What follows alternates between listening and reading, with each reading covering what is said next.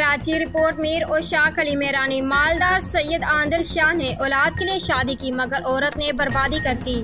सैयद आदिल शाह की ज़बानी, जब मैंने पहली शादी की तो मुझे उस खातून से औलाद नहीं हुई जिस पर मेरे अजीज़ दोस्तों ने मुझे दूसरी शादी करने का मशवरा दिया और फिर मैंने इन दोस्तों के इसरार पर एक बेवा औरत से शादी की। जिस औरत से मैंने शादी की उस औरत ने मुझसे शादी से कबल कहा कि मुझे सिर्फ एक वक्त की रोटी चाहिए और आपके साथ की ख्वाहिशमंद हूँ। जब मैंने इस औरत को यूं लाचार और बेबस और रुस्वा देखा तो मैं बर्दाश्त न कर सका और उससे निकाह कर लिया।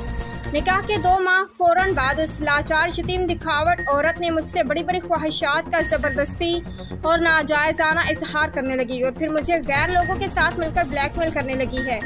इस औरत ने 3 से 5 शादियां करके उनकी मलकियत पर कब्जे करती है। इस औरत के साथ बड़ा ग्रुप है जिसमें पुलिस, रेंजर्स और वकील की वर्दियां पहनने वाले लोग मिलकर घर बर्बाद करते हैं। मुझे इस औरत और पूरी माफियाज से खतरा है। मेरी ज़िंदगी और मुझे माजूर कर दिया है। औरत बड़ी जालिम और वहशी है, दरिंदी है। बे औरत सैकड़ों और भी बर्बाद करेगी।